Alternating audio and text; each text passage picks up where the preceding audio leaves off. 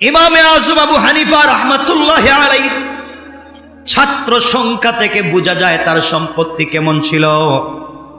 কারণ তিনি যখন ক্লাসে বসতেন, তার ছাত্র যারা ছিল, ইমামে আযম আবু হানিফার যত ছাত্র ছিল, সকল ছাত্রের সমুদয় খরচ তিনি নিজে দিতেন। সমস্ত ছাত্রের সব খরচ, পূর্ণাঙ্গ খরচ, আলেম হওয়া পর্যন্ত সকল খরচ তিনি দিতেন। একবারে মক্তব থেকে নিয়ে একটা বাচ্চা আলেম হওয়া পর্যন্ত যা লাগে সব তিনি দিতেন। আপনারা বলবেন মনে এক দুইজন ছাত্র ছিল, ছাত্র সংখ্যা কেমন ছিল দেখেন। সব খরচ তিনি দিতেন। তার ক্লাসে এত ছাত্র ছিল, যখন তিনি ক্লাসের মধ্যে পাঠদান করাতেন, ক্লাসে যখন পড়াতেন, তখন তো আর মাইক ছিল না, ছিল নাকি?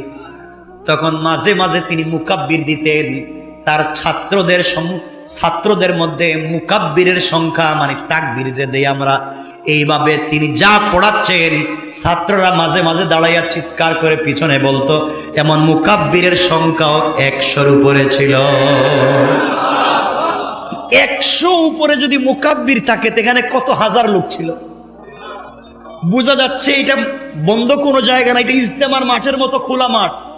ইজতেমার মাঠের মতো খোলা মাঠে ইমামে আজম ছাত্রদেরকে পড়াতেন, আর মুকাব্বিররা বলে দিত, এত হাজার হাজার ছাত্রের পূর্ণাঙ্গ পড়ার খরচ ইমামে আবু হানিফা দিতেন। সুবহানাল্লাহ বললেন না? এখন চিন্তা করেন তার সম্পদ কেমন ছিল। যেই লোক এত দেয়, এই লোকের সম্পদ কেমন ছিল।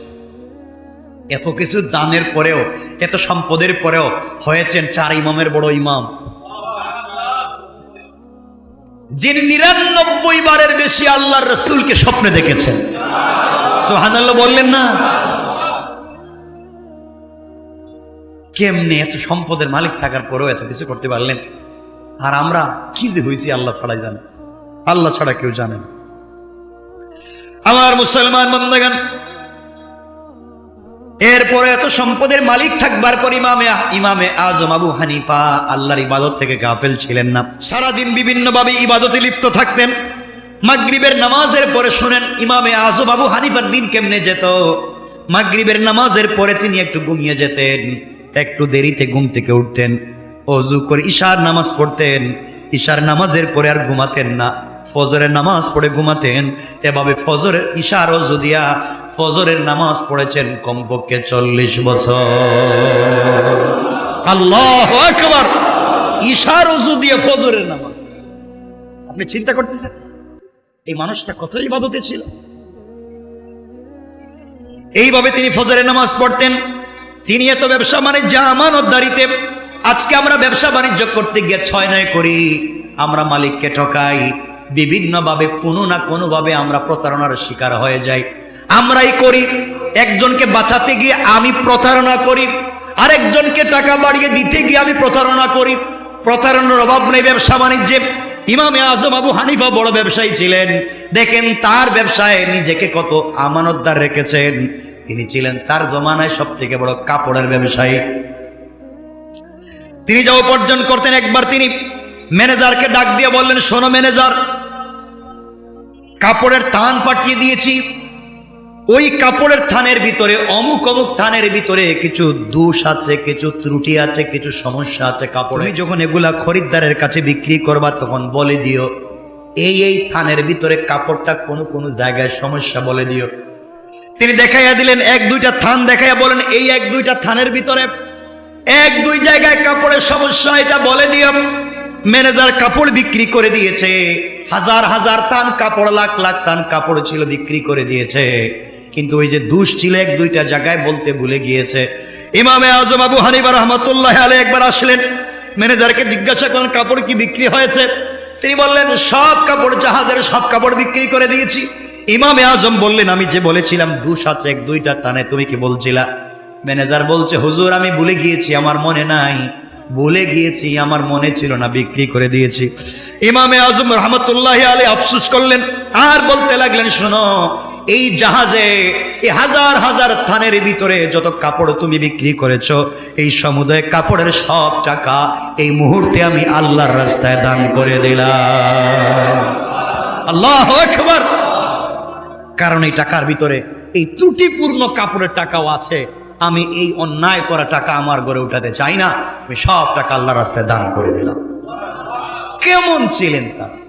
হালকা ত্রুটি হবে ব্যবসায়, হালকা 6-9 হয়ে যাবে, তাও সহ্য করতে পারেন নাই। আর আমরা 6-9 নয়, 1 থেকে 99 পর্যন্ত ব্যতিক্রম। কথা বলেন না কেন? এরপরে আমরা ভদ্র সেজে যাই, আল্লাহওয়ালা সেজে বসে থাকি, বুজুর্গদের মতো বসে থাকি, অথচ ব্যবসায় করি হারাম, নিজে খাচ্ছি হারাম, সন্তানকে খাওয়াচ্ছি হারাম। আমি এই হারাম টাকা দিয়ে ব্যবসা বাণিজ্য উপার্জন, ঘর বাড়ি সম্পদ, গাড়ি বাড়ি অস্তিত্ব তৈরি করতেছি, আমার সবচেয়ে হারামের উপরে আমার খাবার নাই। আমি হয়তো বলে যাচ্ছি, আজকে হয়তো বলবো না, আর কোনোদিন কিয়ামতের দিনে বলবো, রব আমার কাছ তো বলে যাওয়া, আমি তো বলে গিয়েছি। আপনারা নিজেদেরকে হেফাজত করেন, বাঁচান এই সন্দেহজনক হারাম থেকে, ইনশাআল্লাহ। বলেন না পারবো তো ইনশাআল্লাহ। এজন্য যত বড় ব্যবসায়ী হই না কেন, যে যেভাবেই হই না কেন, ধনী হই গরিব হই, তাকওয়া অর্জন করবো তো বলেন না ইনশাআল্লাহ। বলবেন হুজুর, সম্পদের প্রতি তো লোভ থাকে, সন্তানের প্রতিও আমাদের দিলের একটা দুর্বলতা থাকে, স্ত্রীর প্রতিও থাকে, এখান থেকে বের হওয়ার সিস্টেমটা কি? আসলে সন্তানের প্রতি দুর্বল থাকা, স্ত্রীর প্রতি দুর্বল থাকা, সম্পদের প্রতি দুর্বল থাকা, এটা আল্লাহর পক্ষ থেকেই তৈরি, কিন্তু এর অর্থ এটা নয় যে এখানে ডুবে থাকা। আল্লাহ রাব্বুল ইজ্জত ওয়াল জালাল কোরআনে কারীমের 3 নম্বর সূরা সূরা আলে ইমরানের 14 নম্বর আয়াত থেকে আল্লাহ বললেন, যুইনা লিন-নাসি হুব্বুশ শাহাওয়াতি মিনান নিসাই ওয়াল বানিনা ওয়াল কানাতিরিল মুকান্তারাতি من الذهب والفضة والخيل المسومة والأنعام والحرث। আল্লাহ রাব্বুল ইজ্জত ওয়াল জালাল বললেন, নারী, সন্তান, স্বর্ণরূপা, টাকা পয়সা, আর বেশি বেশি গাড়ি, অর্থাৎ অশ্বরাজি, ওই সময়কার অশ্ব গুড়া, এখনকার গাড়ি বাড়ি, গবাদি পশু, ক্ষেত খামারের প্রতি আসক্তি মানুষের কাছে সুশোভিত করেছেন আল্লাহ তাআলা। আর বলেছেন, এগুলার পিছনে পড়ে থেকো না, বরং এগুলা সহ তোমরা জান্নাতের প্রতি ধাবিত হও, তাকওয়া অর্জন করো। কোন সুবহানাল্লাহ। এই আয়াতের ব্যাখ্যা হযরত ওমর রাদিয়াল্লাহু তাআলা দোয়া করতেন, সারা দুনিয়া বিজয় অর্জন করে ওমর রাদিয়াল্লাহু তাআলা আনহু মদিনায় যখন ধন সম্পদের স্তূপ হয়ে গেল, ওমরের খেলাফতের জামানায়, আল্লাহ তাআলা ওইসব দেখে দোয়া করতেন আর বলতেন, আল্লাহ, আমি বলি না যে এসবের প্রতি আমার কোনো আকর্ষণ নাই, বরং এগুলার প্রতি আমার আকর্ষণ আছে ঠিকই, তবে এই সম্পদ যেন তোমার ইবাদতে সাহায্যকারী হয়ে যায়, তোমার ইবাদত থেকে যেন সম্পদ আমাকে গাফিল না করে। যেন আমাদের সম্পদ, আমাদের সন্তান, আমাদের স্ত্রী, এগুলোও যেন আমাদেরকে ইবাদত থেকে গাফেল না করে। সম্পদ যেন ইবাদতে সাহায্যকারী হয়, সন্তান যেন ইবাদতে সাহায্যকারী হয়, স্ত্রী যেন ইবাদতে সাহায্যকারী হয়, ইনশাআল্লাহ। বলেন না ইনশাআল্লাহ। ইসলামিক ওয়াজ বাংলা।